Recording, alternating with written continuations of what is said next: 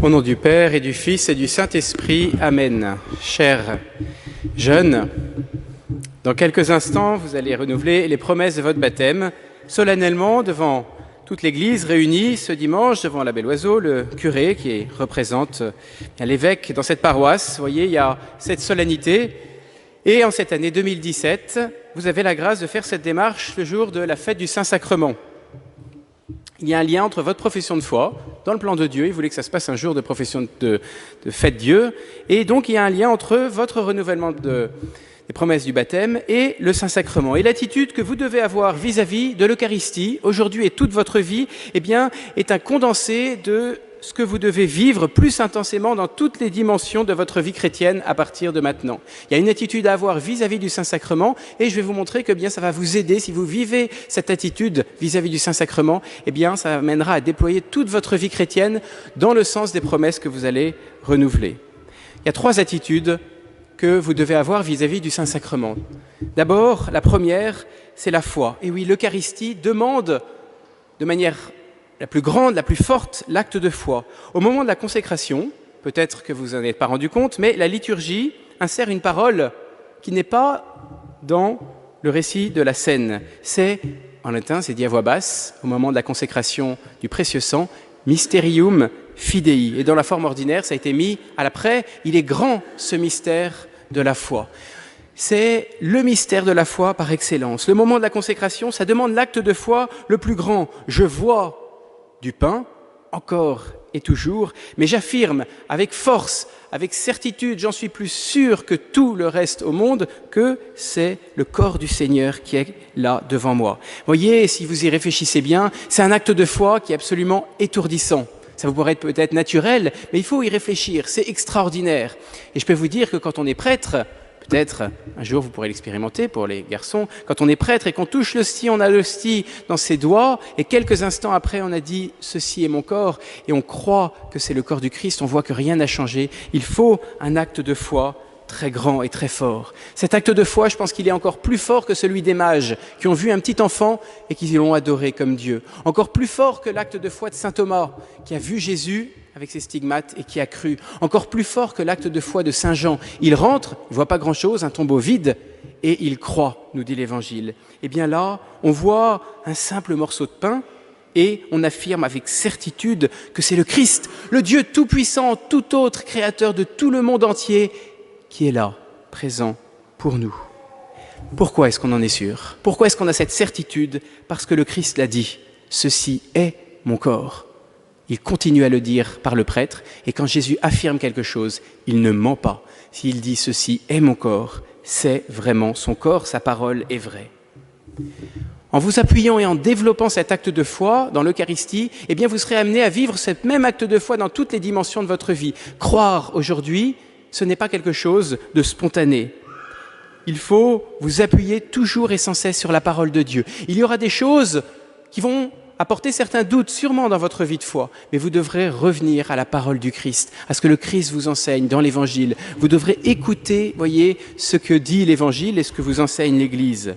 Croire ce qu'enseigne l'Église, même quand tous vos amis autour de vous semblent vous s'en moquer, ce n'est pas facile et il faut renouveler votre acte de foi. Croire aux exigences morales, l'enseignement moral de l'Évangile transmis par l'Église, quand tout le monde autour de vous semble vous présenter 1000 plaisirs plus faciles, ce n'est pas facile, ça demande un grand acte de foi. Croire à la vie éternelle, que nous sommes de passage et que nous vivons pour l'éternité, alors que tout le monde vous dit « baliverne, tout ça c'est des inventions pour se rassurer », eh bien, cela demande un acte de foi fort. Posez un acte de foi dans l'Eucharistie et vous verrez qu'il se déploiera dans toutes les autres dimensions de votre vie. Soyez des hommes et des femmes de foi. Ensuite, la deuxième attitude que vous devez avoir vis-à-vis de l'Eucharistie, c'est l'intimité amoureuse avec Jésus. Être chrétien et l'engagement que vous allez faire, c'est pas dire je crois en des valeurs, c'est même pas dire j'adhère à une religion un peu plus. C'est une intimité avec une personne. Être chrétien, comme son nom l'indique, c'est avoir une relation personnelle avec Jésus-Christ. Regardez dans l'Évangile. Qu'est-ce qui a poussé les apôtres à tout quitter? Jésus qui les a appelés. Qui est-ce qui a bouleversé Sainte Marie-Madeleine au point qu'elle ne le quittait plus? La personne du Christ qui l'avait pardonné. Qu'est-ce qui attirait toutes les foules, qui faisait que toutes les foules suivaient Jésus? Vous voyez, on le savait qu'il arrivait dans un village et on accourait. C'était la personne du Seigneur. Ce n'était pas un ensemble d'idées, un ensemble de choses vagues, c'était une personne, Jésus. Et tous les saints de l'Évangile, tous les saints depuis lors, ont compris à quel point le Christ les aimait infiniment, personnellement, gratuitement, et ont cherché en retour à l'aimer. Eh bien, dans l'Eucharistie, cette personne-là, qui a bouleversé tant de personnes quand il était sur terre, continue à être présent, différemment, mais continue à être présent. Le saint curé d'Ars, quand il prêchait, était, paraît-il, pas un grand orateur dans sa élocution, dans la construction de ses sermons. Mais il arrivait, spécialement à la fin, il finissait en disant « Il est là, il est là ». Et il finissait son sermon en pleurant. Il est là, celui qui nous aime tant et qui a aimé tant les gens il y a 2000 ans et qui continue. Il est là, exactement comme il y a 2000 ans. On ne le voit pas, mais c'est la même présence. Présence continuelle qui vous rappelle sans cesse son amour pour vous et qui vous appelle sans cesse à l'aimer plus intimement. Chers jeunes, pour que vous soyez fidèles jusqu'au bout aux promesses de votre baptême, jusqu'à la dernier soupir, et c'est l'engagement que vous prenez pour toute la vie, il faut que vous deveniez de plus en plus des amis intimes du Christ Jésus. Et cette intimité, c'est au pied du tabernacle ou devant le Saint-Sacrement exposé qu'elle se développe le plus. Saint Jean-Paul II, le saint patron de notre groupe, disait « Comment ne pas ressentir le besoin renouvelé de demeurer longuement en conversation spirituelle, en adoration silencieuse, en attitude d'amour devant le Christ présent dans le Saint-Sacrement. » J'espère, chers jeunes, qu'à partir de ce jour de la consécration, cette fête Dieu, vous puissiez avoir un désir plus fort d'aller renouveler votre intimité avec le Seigneur, que ce soit vraiment le centre de votre vie, Jésus-Christ, est ce que je veux t'imiter en toutes choses. Et puis la troisième attitude que l'Eucharistie nous pousse à avoir et qui devra se déployer dans toute votre vie, c'est la demande confiante pour obtenir les grâces du Seigneur. En l'an 2000, vous n'étiez pas encore né. Et oui, je me suis rendu compte de ça avec stupéfaction en prêchant à la retraite. En l'an 2000, vous n'étiez pas encore né. Et j'étais au JMJ, à Rome, les grandes JMJ de l'an 2000. Le pape était déjà fatigué, âgé. Il allait mourir 5 ans plus tard, mais il avait eu un regain de forme au cours de ces JMJ. Et au cours de la veillée finale, comme s'il a été poussé de l'intérieur, eh bien, il avait fait une exhortation absolument magnifique. Alors c'était en italien, je n'ai pas tout compris à l'exhortation, mais je me souviens de ce point-là. Il avait dit, alors je vous transcris directement en français, parce que mon italien est toujours mauvais. « Chers jeunes, à notre époque, est-il difficile de croire ?» On aurait pu se dire « Non, allez-y, c'est facile !»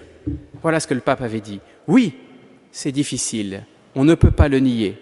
C'est difficile, mais avec la grâce de Dieu, c'est possible.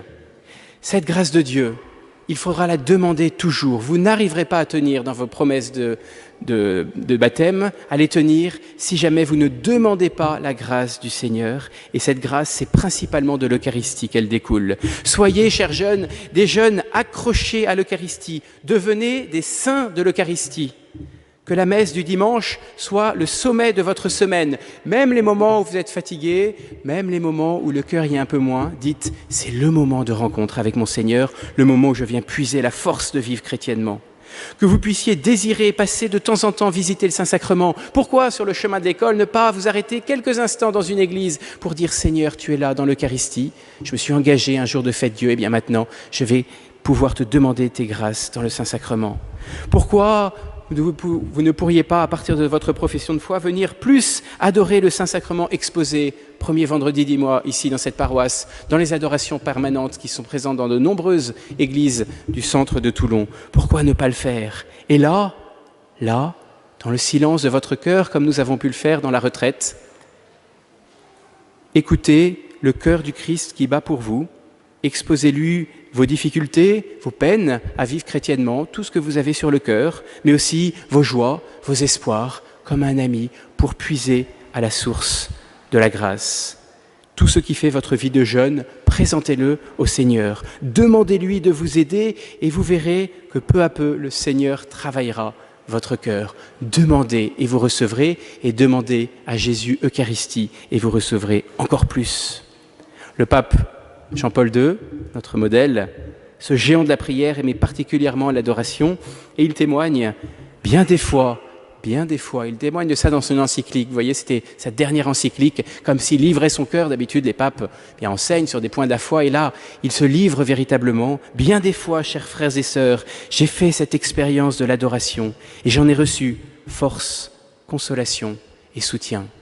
Je sais, chers jeunes, que vous aussi, vous avez besoin de force dans le monde difficile dans lequel nous vivons. Je sais que vous avez besoin aussi de consolation parce qu'il y a des tristesses et des souffrances dans notre cœur. Je sais que vous avez besoin de soutien parce que vous savez que seul chrétien, on ne peut pas tenir.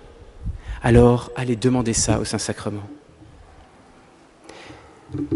Chers jeunes, en ce jour, si votre profession de foi ne correspond pas à un désir, même encore léger, même fragile, mais désir réel dans votre cœur de devenir un jour un saint selon le cœur de Dieu, alors vous pouvez encore ne pas vous avancer quand on vous appellera et de dire « non, je ne veux pas », si jamais il n'y a aucun désir de sainteté.